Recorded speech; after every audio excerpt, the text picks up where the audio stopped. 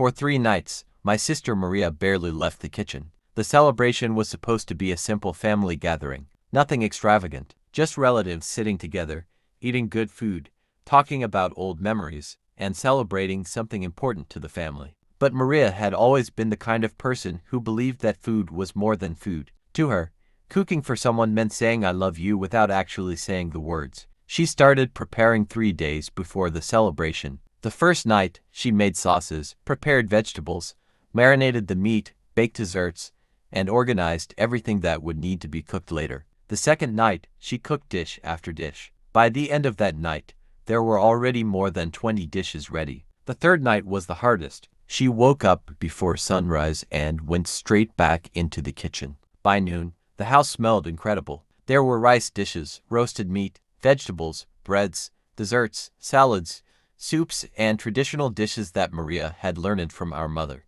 By evening, she had prepared 48 dishes. 48. She stood in the middle of the kitchen looking at everything she had made. Her feet hurt. Her back hurt. Her hands were red from the heat, but she smiled. She told me, I just want everyone to remember this night. I asked her why she had worked so hard. She laughed and said, because family does not get together like this very often anymore. That sentence stayed with me. The next afternoon, relatives started arriving. Maria changed into a nice dress and came downstairs. She looked tired, but she was happy. Then something happened that nobody expected. My sister-in-law walked into the dining room. She looked at the food. She looked at the tables. Then she turned toward the family and said, we should not eat here. Everyone became quiet. Maria looked confused. My sister-in-law continued, I already made arrangements.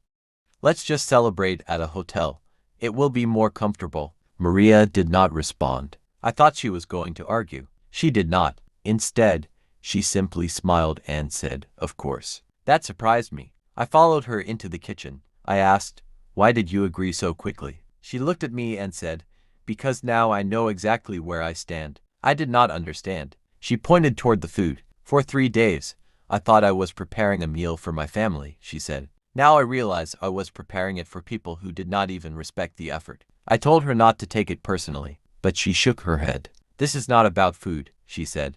It is about being taken for granted. Then she did something I will never forget. She picked up her phone and called the hotel. I thought she was confirming the reservation. Instead, she canceled it. I stared at her. What are you doing? She smiled. I am not going anywhere. Then she walked into the dining room and announced that everyone was welcome to stay, but nobody would be served. The room went completely silent. Her husband looked shocked. Her children looked uncomfortable. My sister-in-law became angry. She said, after all this work, you are really going to ruin the celebration. Maria calmly replied, I did not ruin anything. I cooked for 3 days.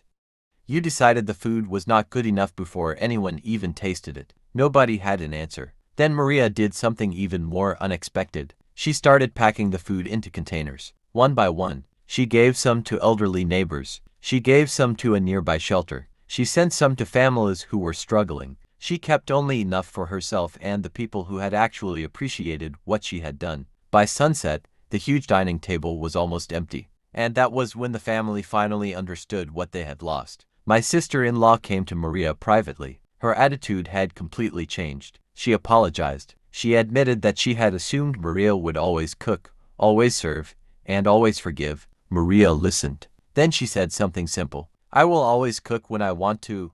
I will always help when I can.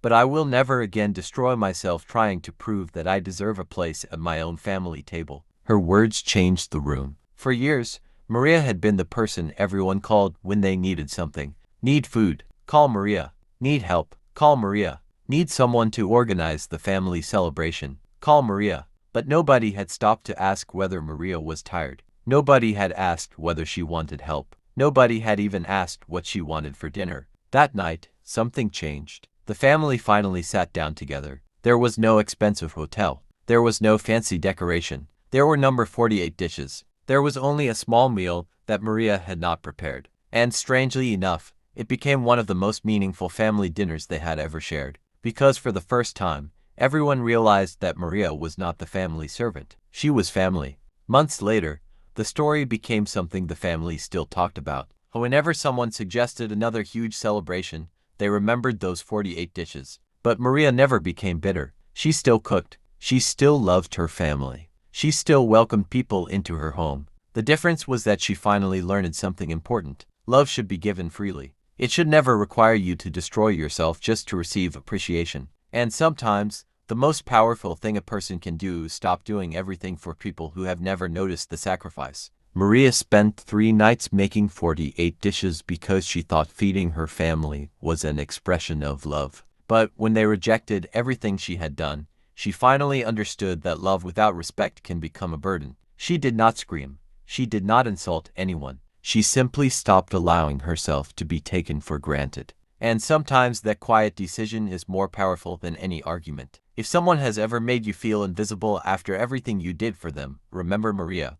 You do not have to stop loving people. You just have to stop sacrificing yourself for people who refuse to value you. Description: she spent 3 exhausting nights preparing 48 dishes for her family celebration. She expected smiles, gratitude, and a beautiful evening together. Instead, one sentence from her own family changed everything. "Let's just celebrate at a hotel." What happened next became a powerful lesson about family, sacrifice, respect, and knowing when to stop being taken for granted. Watch until the end because the final decision Maria makes will leave you thinking about your own family relationships.